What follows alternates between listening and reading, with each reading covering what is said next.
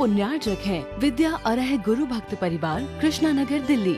श्री राजेश कुमार जैन, श्रीमती अंजना जैन, बेटी अंजलि जैन, सुपुत्र राहुल कुमार जैन, श्रीमती अर्चना जैन, पौत्र तीर्थ जैन, पौत्री तिथि जैन, बेटी दामाद श्रीमती रागिनी, डॉक्टर पूर्वेश राज। प्रतिष्ठान राजेश क्लॉथ स्टोर, शाहपुरा, भिटौनी, जिला जबलपुर, मध्य प्रदेश।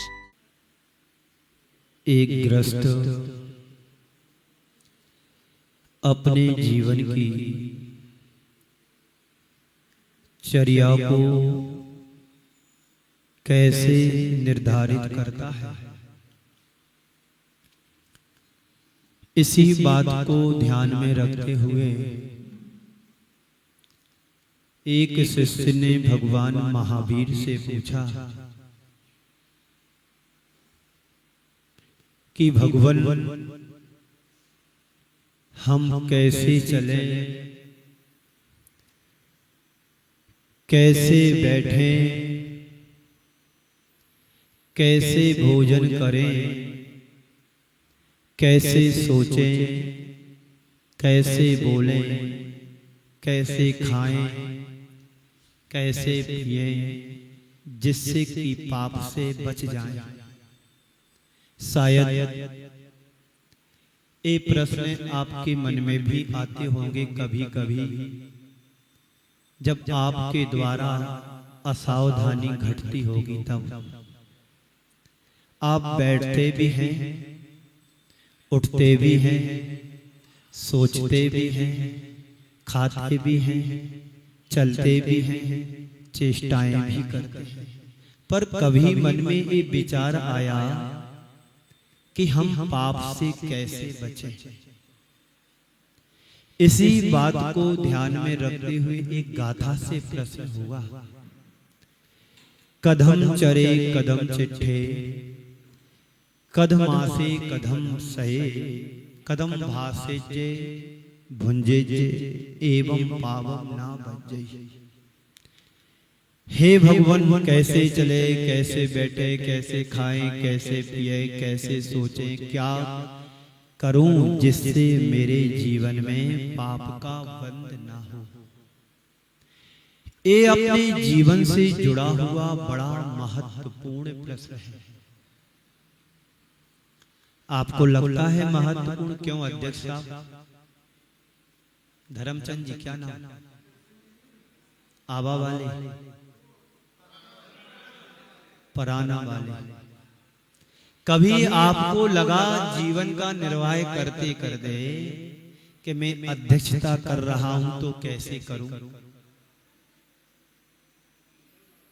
जिससे समाज, जिसमें समाज का हित सद सके। अपने हित की तो हर बात व्यक्ति सोचता है कि कैसे खर्च करूं,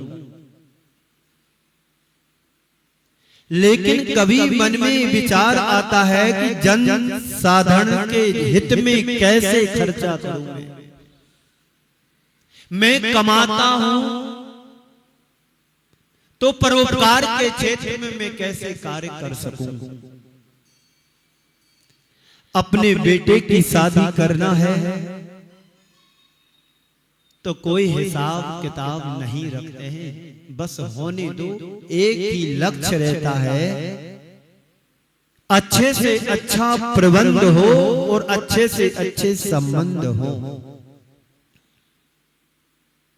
और कभी यदि दान देने की या परोपकार के कार्य के क्षेत्र में यदि कोई बात सामने आती है तो व्यक्ति विचार करता है, सोचता है कि कितना दूं, उसमें भी नापतोल लगाते हैं, कितना दूं, कितना दूं, कितना दूं। होता ना ऐसा? बोलो, ऐसा ही होता है। स्वयं को कहीं जाना हो तो पूछना किसी से नहीं पड़ता है। स्वयं के हित में खर्च करना हो तो कभी किसी से पूछना नहीं पड़ता है। यदि कहीं यात्रा संघ की व्यवस्था बनाना हो, दान के लिए कोई घर पर आए तो नाप तोल करते हैं कि इतना नहीं, इतना ले लो। बड़ी मुश्किल से बार बार प्रेशर देने पर तब मन में आता है चलो इतना तो ले ही लो। होता है ऐसा? बोलो। लेकिन एक सच्चा धर्मात्मा हमेशा पाप से बचने के लिए यही विचार करता है, कदम चरे कदम चिट्ठे, कदम मासे कदम सहे, कदम भासे जे भुंजे जे एवं पावम ना बचे। हे भगवान मैं कैसे चलूं, कैसे चलूं? घर से मंदिर आते हैं, मंदिर से घर जाते हैं, घर से दुकान पर जाते हैं, और कहीं जाना है तो वहां जाते, तो कैसे चलूं? आंख बंद करके चलोगे तो कहीं एक्सीडेंट पक्के में होगा। आंख खोल करके चलते हैं ये तो तुम्हें पता है, पर कैसे चलूं? जीवों की रक्षा करते हुए चलूं, मेरे द्वारा किसी जीव की हिंसा ना हो जाए, ये ध्यान में यदि बात रहती है तो तुम्हारा चलना इरियापत समिति से हो गया। भले जीव मर जाए उसके पाप पुण्य से, पर तुम्हें पाप नहीं लगेगा, पक्का है। आगम के वचन है कि हम देख करके चल रहे हैं, सावधानी से चल रहे हैं, जीवों को बचाने का हृदय में कूट कूट करके भाव भरा है। यदि धोखे से कोई चींटी कीड़े मकोड़े आकर के दब जाएं और मरण को प्राप्त भी हो जाए, तो आचार्यों का कहना है तुम्हें हिंसा का दोष नहीं लगेगा। तो भगवान महावीर से गौतम स्वामी ने यही पूछा कि भगवान कैसे चले, कैसे उठें, कैसे बैठें, कैसे खाएं, कैसे पिए, क्या कैसे सोचें, आदि आदि प्रश्न किए। तो भगवान महावीर ने बड़ा उत्तर दिया होगा कि व्रतों का पालन करो, बड़ा उत्तर दिया होगा व्रतों का पालन करो, मुनि बन जाओ, दीक्षा ले लो, जिससे पाप का बंध नहीं होगा। नहीं, बहुत संक्षेप में उन्होंने उत्तर दिया। क्या कहा? जदम चरे जदम चिट्ठे, जद मासे जदम सहे, जदम भासे जे भुंजे जे एवं पावम ना बचे। क्या कहा? तुम अपने आप को यदि पाप से बचाना चाहते हो तो क्या करो? जदम चरे यानी यत्न पूर्वक चले, मतलब सावधानी से देख करके चले। कैसे चेष्टा करें? जदम चिट्ठे यानी यत्न पूर्वक कोई भी चेष्टा करें जिससे पाप का बंध ना हो। कैसे बैठे? जदम मासे जदम सहे यानी यत्न पूर्वक बैठो और यत्न पूर्वक सो, यत्न पूर्वक बोलो, सोच समझ करके बोलो, विचार करके बोलो कि मेरे द्वारा बोला हुआ एक शब्द भी किसी को चुभ ना जाए। कभी झगड़े नहीं होंगे, घर गृहस्थी में भी ऐसा ही करना है, लौकिक व्यवहार में भी ऐसा करना है। अभी आप लौकिक व्यवहार में कैसे करते हैं? किसी ने एक अपशब्द धोखे से या गुस्से में आकर के आपको प्रयोग कर लिया, इधर आइए, बस इतना, क्या हो जाएगा? मेरे को ऐसा बोला, सुनते नहीं हो, इधर आओ। कितने बार बुलाया, ध्यान भी नहीं देते, क्या हो जाएगा? आपने तो इस लहजे से बोला, सामने वाले को इससे डबल गुस्सा आएगा, मेरे को ऐसा बोलते। यही बात तो भगवान महावीर कह रहे हैं, कैसे चेष्टा करें कि मेरे वचनों से किसी को ठेस ना पहुंचे। आपने महाभारत के बारे में भी सुना होगा, एक शब्द ने महाभारत मचा दिया। अंधे के अंधे, अंधों के अंधे होते, बस इतना ही तो कहा था, सुन के टाल देते, शायद उस समय भगवान महावीर नहीं हो। उत्तर देने वाले, प्रश्न करने वाले तो हर भाव में हर समय है। हमारे पास भी, सबके पास भी प्रश्न करने वाले तो आ जाते हैं, पर उत्तर भी तो वैसा ही होना चाहिए। कल एक सज्जन ने प्रश्न किया, महाराज श्री आप घर गृहस्थी में नहीं रहे, पर अनुभव तो तुम्हारे बहुत अच्छे हैं, अनुभव तो बहुत अच्छे हैं। मैंने कहा अनुभव को देख करके भी तो मिलते, जरूरी है कि कीचड़ में फंसो फिर नहाओ। कीचड़ को देख करके बचना भी तो पड़ता है, बच करके निकल जाओ। अनुभव कर लो तो पैर डालेंगे कीचड़ में तो पैर में कीचड़ लगेगा, फिर उस कीचड़ को साफ करने के लिए पानी की भी जरूरत होगी। अब कुएं का पानी कहां से लाओ, कमंडलू में तो थोड़ा सा पानी है। तो भैया जिसमें कीचड़ ना लगे, सावधानी से साइड से रास्ता है, थोड़े बच करके निकल जाओ। फिर मैंने उनको उत्तर दिया, ये बताओ सबको पता है जहर खाने से मरते हैं, पर ये बताओ खुद ने अनुभव किया क्या? जहर खाने से व्यक्ति मरता है, सबको पता है, पर किस किस ने जहर खा करके बताया कि मैं मर गया? ये सबको पता है कि जहर खाने से व्यक्ति मरता है। तो बस मैं आप लोगों को देखता हूँ, आपके चेहरे पढ़ता हूँ और अनुभव कर लेता हूँ कि इसका परिणाम ये निकलता है।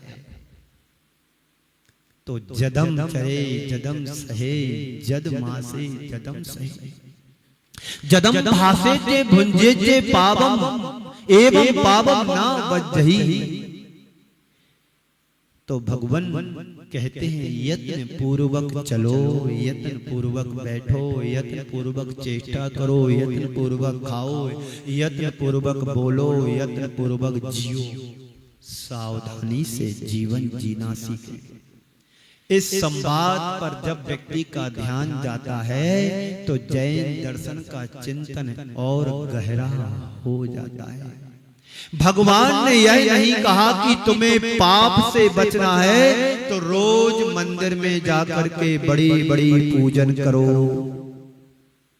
यही ना ही यह कहा है कि रोज मंदिर में जाकर के शास्त्र के पन्ने पलटो तो तुम पाप से बच जाओगे। कहा क्या भगवान ने?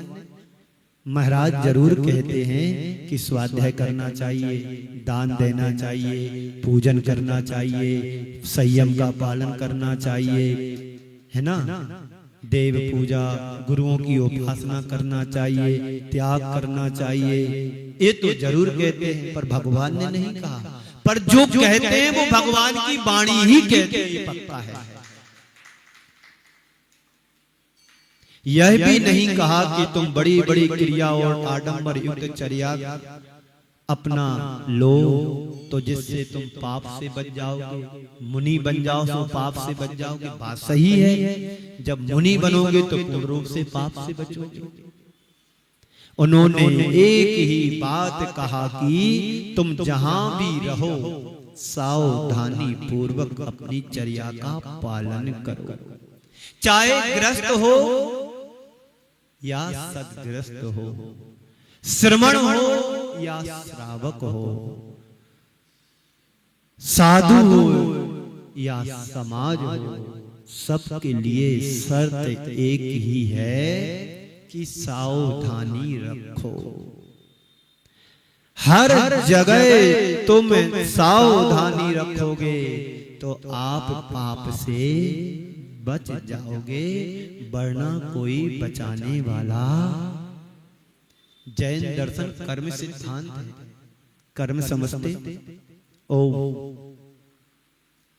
जैन दर्शन कर्म सिद्धांत कहा गया है, कहा नहीं गया है कि कर्म पर वसई शांतई दुखई रंत ऋतु, पाप बीजे सुखे ना, पाप बीजे सुखे कांचा श्रद्धा ना कांचना स्मृता। यह संसार पाप का बीज है। जो इस कर्म सिद्धांत को समझ लेता है फिर वो पाप से बचने का प्रयत्न करता है। अगर हमारे अंदर विवेक है, विचार है, तो हम अपनी किसी भी क्रिया में संलग्न भी क्यों ना रहे, तो क्या होगा? यह समझना कि हम धर्म कर रहे हैं। भगवान महावीर ने कहा है कि यदि कोई व्यक्ति यत्न पूर्वक चल रहा है तो धर्म कर रहा है, क्योंकि उसके आचरण से टपक रहा है कि इसकी सावधानी में, प्रवृत्ति में सावधानी दिख रही है। जो बड़े प्रतिमाधारी होते हैं उनकी छरिया को देखना, उनके हाथ में एक मलमल का कपड़ा होता है, सूती कपड़ा होता है, रूमाल होता है। जहां बैठेंगे तो उससे मार्जन करके बैठेंगे, कोई चीज उठाएंगे तो मार्जन करके उठाएंगे। इससे फलित होता है ये व्यक्ति धर्मात्मा है, अहिंसा धर्म का पालन कर रहा है। यत्न पूर्वक उठता बैठता है तो धर्म कर रहा है, देख करके यत्न पूर्वक चल रहा है तो धर्म कर रहा है, यत्न पूर्वक अपना व्यापार व्यवसाय कर रहा है तो समझना कि वह धर्म कर रहा है, यत्न पूर्वक खा पी रहा है तो समझना कि धर्म कर रहा है। आप लोग साधु संतों को त्याग की वृत्ति को आहार कराते हैं कि नहीं? कुछ लोग तो हैं उम्र के हिसाब से चम्मच भरी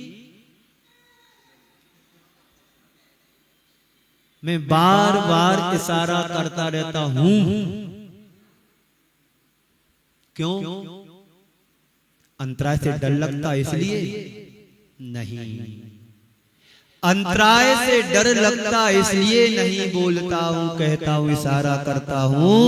आपको शिक्षा देने के लिए इशारा करता हूं कि तुम कैसे सीखोगे कि शोधन करके भी देना चाहिए। आ बैल मुझे मार 1999 की बात है, पहला चातुर्मास था हमारा। उसके पहले मैंने खूब चातुर्मास में आहार दिए, व्यवस्था है, मतलब भैया वृत्ति की 4-4, 3-3 महीने, 2-2 महीने महाराजों के साथ रह करके। तो गोमट गिरी में चातुर्मास चल रहा था, तो एक चौके में मैं गया।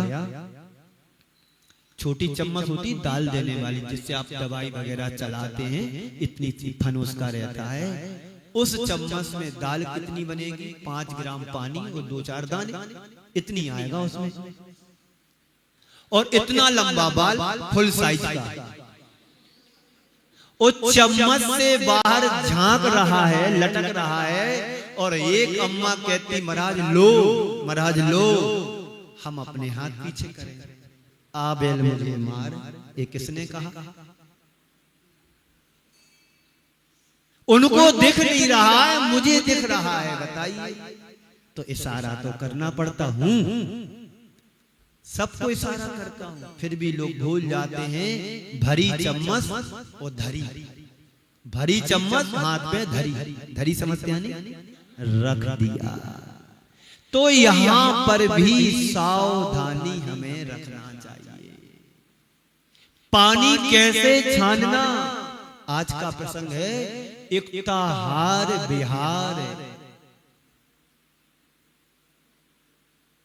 तो इस संबंध में हमें जानकारी भी तो होना चाहिए। कैसे खाएं, कैसे पिए। अपने लिए तो अच्छी सावधानी रखते हैं। इस होटल में अच्छा नहीं मिलता तो चलो फलानी जगह दूसरी होटल में, जरा सुना है रतन की कचौड़ी अच्छी है कोटा में, तो वहां जाकर के खा के आ जाता हूँ, व्यवहार भी निपटा आऊंगा और शादी में शामिल हो जाएंगे, थोड़ा बच्चों के साथ एंजॉय भी। ये तो सावधानी रखते हैं। पर महाराज आए हैं तो आफत आ गई। क्या आ गई? क्यों कमलेश जी? महाराज यदि आए, अब चातुर्मास करेंगे, कौन चौका चक्की लगाएगा? घर में तो कोई खाता नहीं। आफत नहीं आई, तुम्हारे जीवन की आफत को दूर करने के लिए संत आते हैं। जो जिंदगी से कर्म हमारी आत्मा में चिपके हैं, उन कर्मों को दूर करने के लिए, प्रेरणा देने के लिए आते हैं। क्यों अम्मा? सारी जिंदगी निकल गई 16 का खाते खाते, 16 का नहीं खाते, 16 का नहीं खाते, फिर ओहो, बड़ा कठिन है मामला। इस उम्र में 16 का भोजन नहीं करते तो बड़ा डेंजर मामला है। आप बुंदेलखंड में यात्रा करने जाओ, पंचतीर्थ की यात्रा करने मत जाओ। महावीर कुमार मेरी बात मान लो, अम्मा को बुंदेलखंड की यात्रा कराओ और एक एक गांव में एक एक दिन रुको और हर घर में इनके भोजन कराओ।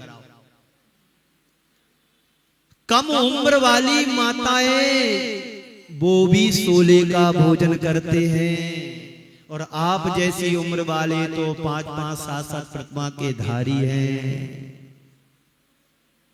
मैं तो समझता था कि जितनी यहाँ पर बैठी हैं 70 को पार करने वाली सब शुद्धि का भोजन करते होंगे। कब जागोगे, कब चेतोगे? जीवन का कल्याण करना यदि हम चाहते हैं तो वृत्ति बनो, शुद्ध भोजन करने का संकल्प लो कि मैं अपने घर में शुद्धि का भोजन करूंगी। और कोई त्यागी वृत्ति आता है धोखे से तो उनको भोजन कराने के बाद में भोजन करूंगी। संयम, व्रत, नियम हमारे जीवन की कसौटी है। सोने को कसने का उसका पत्थर अलग होता है और आत्मा को कसने के लिए संयम, व्रत, नियम होते हैं। कैसे कल्याण होगा? बोलो, जितने लोग यहाँ बैठे हैं ये नियम बना लो कि हम 16 का शुद्धि का भोजन करेंगे। कल्याण इसी में है। बोरिंग का पानी पियो पर शुद्ध पिएंगे, मर्यादा का पिएंगे, छान करके पिएंगे, 16 के वस्त्र पहन करके पिएंगे। शुद्धता तो घर में रख सकते हैं, प्रतिमा ना लो कोई बात नहीं, पर 16 के वस्त्र बदल करके पहन करके हम भोजन करेंगे। बाजार का नहीं खाएंगे, इससे भी तुम्हारा उद्धार हो सकता है। युक्ताहार विहार का यही कंसेप्ट है। कैसे चले, कैसे बैठे, कैसे उठे, कैसे सोचे, कैसे चेष्टा करें, कैसे खाएं, कैसे पिएं, क्या करें भगवान जिससे मैं पाप से बच जाऊं। भगवान महावीर ने तो उपदेश दे दिया, पालन कौन करेगा? रामलाल करेगा कि श्यामलाल? कल्याणमल तो चले गए, मोक्ष हो गया कल्याणमल जी के लिए। जिनका कल्याण हो जाता है, अमल दूर हो जाता है, वो कल्याणमल जी हैं। झांझरी जी, कलकत्ता वाले सीए साहब, नाम सुना कभी? अभी भी वो हैं, दीक्षा लेने वाले हैं कि ले चुके हैं कि 10 प्रतिमा के धारी हैं। पुराने जाने माने जो गुरुदेव के चरणों में 1980 से जुड़े हुए हैं। तो ये बातें दीवालों को नहीं सुनना है, ये बातें ध्यान से सुनना है, कान से नहीं सुनना है। मैं बार बार कहता हूं, घर की बात कान से सुनो और धर्म की बात ध्यान से सुनो तो कल्याण निश्चित होगा। तो यत्न पूर्वक खाना, यत्न पूर्वक पीना तो समझना धर्म कर रहा हूं, और यत्न पूर्वक सो रहा है तो समझना कि धर्म कर रहा है। जब सोने के लिए बिस्तर पर जाओ तो बिस्तर को उठा करके देखो कहीं चींटी आती तो नहीं है, कोई कीड़े मकोड़े तो नहीं आ गए। बिछे हैं डल्लब के गद्दा तो बिछे हैं, जिंदगी निकल जाती है उन गद्दों की पूरी, तो कभी उठा करके पलट के नहीं देखते कितनी धूल हो जाती है। कभी देखा नींद में तो टूटी खाट भी नहीं दिखती कि कहां पर है। तो कैसे कल्याण होगा? बात समझ में आ रही बाबूजी? बोलो महानुभाव। धर्म का जो मूल केंद्र बिंदु है वह है हमारा विवेक, ज्ञान, समीचीन ज्ञान। चौका लगाने वाले ये सोचो कि हम किसी के ऊपर एहसान नहीं कर रहे, हम अपने लिए शुद्ध भोजन बना रहा हूं और मेरा भाग्य और पुण्य होगा तो कोई त्यागी वृत्ति आ जाएगा, थोड़ा सा निकाल करके उसमें से दे दूंगा। अतिथि संविभाग जो श्रावक के गुणों में आता है। बात समझ में आ रही? हमारा होश, हमारे विवेक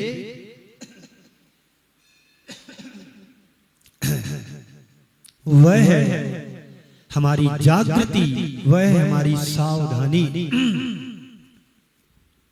यदि हम क्रिया में सावधानी रखते हैं तो हम 24 घंटे धर्म ध्यान कर रहे हैं। इसी का नाम श्राव का चार है और कुछ नहीं है। श्राव का चार, श्रावक की चर्या का पालन करना श्रावकाचार, मुनियों की चर्या का पालन करना मूलाचार।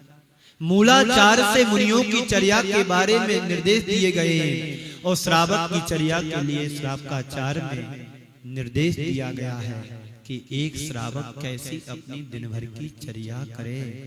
खट कर्म से बचने के लिए सठ कर्मों को अपनाना हमारे आचार्यों ने उपदेश दिया है कि 24 घंटे में जो हम खट कर्म करते हैं उन खट कर्मों से बचने के लिए सठ कर्मों की व्यवस्था बनाई है। जब युग के आदि में कल्प वृक्षों से सामग्री मिलना बंद हो गया था तो ऋषभदेव ने कहा था कि तुम अब घबराओ नहीं, तृतीय काल का अवसान हो रहा है, अब चतुर्थ काल आ रहा है। यहाँ पर कर्म तुम्हें करना पड़ेगा। उन कर्मों को बतलाने के लिए 60 कर्मों की व्यवस्था, असी मसी कृषि वाणिज्य विद्या और कला, 6 कर्म ऋषभदेव ने बतलाए थे। एक कर्म करोगे आजीविका चलेगी, खुद की और तुम्हारे आश्रित रहने वाले लोगों की। तो अभी तक हमारे ये कर्म चलते चले आ रहे हैं, पर उस कर्म में हमारी शिथिलता बढ़ती चली जा रही, यानी भूल ही नहीं गए कि कर्म कैसे। बोलो।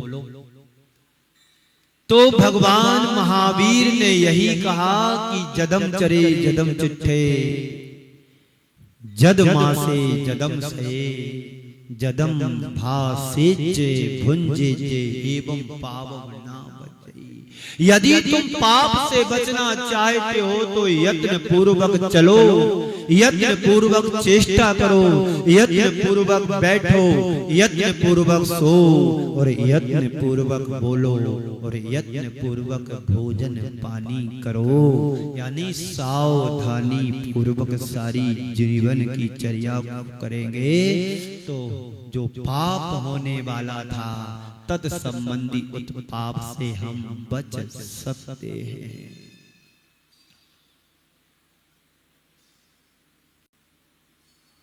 बात समझ में आई? समझ में। आगे बढ़ते हैं। यदि हमारे जीवन में सजगता हो तो हम कहीं भी रहें, यह समझना कि धर्म हमारे जीवन से जुड़ा हुआ है। आप घूमने के लिए विदेश भी चले जाना, और यदि तुम्हारे जीवन में सावधानी है, सजगता है, विवेक है, तो वहां पर भी तुम धर्म का पालन कर सकते हो। हमारे संपर्क में ऐसे बहुत से युवा हैं जो भारत से दूर रह करके विदेशों में भी यहाँ से ज्यादा धर्म ध्यान कर रहे हैं। प्रमाण सागर जी के संपर्क में हजारों युवा इंडिया से बाहर विदेशों में रह करके भी विशुद्ध धर्म ध्यान करते हैं। पर्युषण पर्व में यहाँ से पंडित लोग जाते हैं, 10 लक्षणी कराते हैं, प्रतिष्ठाएं कराते हैं, विधान कराते हैं। आप कितना धर्म ध्यान करोगे, उससे ज्यादा विशुद्ध वो धर्म ध्यान करते हैं। यहाँ पर तुम्हारे अंदर शिथिलता है, चलो ये महाराज नहीं दूसरे आ जाएंगे, दूसरे नहीं तीसरे आ जाएंगे, चलो एक की उपेक्षा करी तो दूसरे खड़े। वहां तो मिलते नहीं है। त्यागी वृत्ति को हाथों पर रखते हैं। यदि 100 किलोमीटर दूर झरना है तो वहां से पानी ला करके उस प्रतिष्ठाचार्य या ब्रह्मचारी की प्रतिमाओं का पालन कराते हैं और खुद शुद्धि का भोजन बना करके वो झरने के पानी का व्रतों का पालन करते हैं। एक संस्मरण सुना करके मैं आपको विराम दूं, 5 मिनट बाकी है, आपका समय हो रहा है। बात बहुत पुरानी है। एक श्रेष्ठ श्रावक कलकत्ता के, उनका नाम मुझे स्मरण आएगा तो बताऊंगा। एक प्रसंग मैंने पूज्य समता प्रमाण सागर जी से सुना। उनके घर में उनका व्यापार जोहरी जवाहरत का व्यापार होता था। उन दिनों विदेशों से लाना देना लेन देन किया करते थे। 1980 में गुरुदेव के चरणों में आए और निवेदन किया, गुरुदेव मेरा नित्य प्रतिदिन पूजन पाठ करने का संकल्प है और मुझे विदेश जाना है और मैं जाऊंगा नहीं तो काम बनेगा भी नहीं। आपके लिए समझाते हुए गुरुदेव ने कहा कि देखो, पहले के जमाने में भी लोग विदेशों से व्यापार किया करते थे। आप भी जाओ, कोई दिक्कत नहीं। एक चल प्रतिमा होती है 11 इंची के नीचे वाली प्रतिमा। उस प्रतिमा को तुम डिब्बे में रख करके ले जा सकते हैं और आपके देव दर्शन का नियम का पालन हो जाएगा। बड़े बाबा सामने आपका जो देव दर्शन का नियम है, चल प्रतिमा को ले जाकर के तुम डिब्बे में रख करके ले जाओ और उनके दर्शन कर लेना, जैसे कुंडलपुर के बड़े बाबा के दर्शन कर उनके अंदर दूसरा प्रश्न जागा कि मैं प्रतिमा के दर्शन तो कर लूंगा पर प्रक्षाल कैसे करूंगा। तो गुरुदेव ने कहा कि मलमल का कपड़ा रख लेना, उससे सूखे कपड़े से प्रक्षाल कर लेना, तुम्हारा नियम पूर्ण हो जाएगा। एक दिन वो अपने लिए अंगूर का रस निकाल रहे थे। वो मन उनका माना नहीं कि मैं अंगूर का रस पीऊं और भगवान सूखे के सूखे रहे हैं, मेरे बस की बात नहीं। उन्होंने अंगूर का रस निकाला महावीर कुमार जी, और उस अंगूर के रस से उन्होंने अभिषेक कर दिया। जो होगा सो देखा जाएगा। मेरे तो मन की आशा पूरी हो गई। व्यक्ति के हृदय में देव शास्त्र गुरु के प्रति यदि श्रद्धा है तो 7 समुद्र पार जाकर के भी धर्म ध्यान कर सकता है।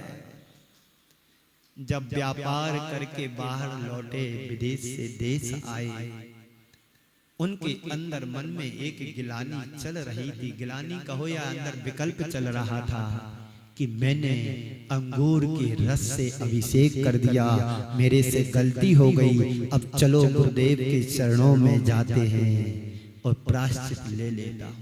ये अंतर्भाव। गुरुदेव के चरणों में वापस आकर के सबसे पहले व्यापार को नहीं देखा। जहां पर गुरुदेव होंगे आचार्य श्री, वहां जाकर के निवेदन करते, गुरुदेव आपकी परम कृपा से, आशीर्वाद से मेरे व्यापार में जो होना था उससे अधिक अच्छा लाभ हुआ। पर गुरुदेव सुन रहे हो ना, बड़ी विनम्रता के साथ कहा कि गुरुदेव मेरे से एक छोटी सी गलती हो गई। क्या गलती हो गई? पर मेरे से रहा नहीं गया। अच्छा, मेरे से रहा नहीं गया। मैंने अपने भोजन के लिए गुरुदेव रस निकाला था अंगूर का, मैंने भगवान के ऊपर अभिषेक कर दिया। इस गलती का गुरुदेव मुझे प्रायश्चित दो, जो भी हो। तो गुरुदेव ने कहा, करुणामयी दयामयी गुरुदेव कह रहे हैं कि गुरुदेव ने कहा कि ऐसा तो होता है यदि अंगूर के रस से तुमने अभिषेक कर दिया, इसमें कोई बुरी बात नहीं, तुमने अपने भावों को नहीं रोक पाया तो इसमें कोई गलती नहीं, क्योंकि अभिषेक हो गया, तुम्हारे मन में संतोष तो आया। एक गुरुदेव की करुणा थी। इसका नाम आचार्य गुरुवर श्री विद्यासागर जी महाराज पात्र को देख करके समाधान करते थे। इस कार्यक्रम के पुण्यार्चक थे विद्या अरह गुरु भक्त परिवार कृष्णानगर दिल्ली, श्री राजेश कुमार जैन, श्रीमती अंजना जैन, बेटी अंजलि जैन, सुपुत्र राहुल कुमार जैन, श्रीमती अर्चना जैन, पौत्र तीर्थ जैन, पौत्री तिथि जैन, बेटी दामाद श्रीमती रागिनी डॉक्टर पूर्वेश राज। प्रतिष्ठान राजेश क्लॉथ स्टोर, शाहपुरा भिटौनी, जिला जबलपुर, मध्य प्रदेश।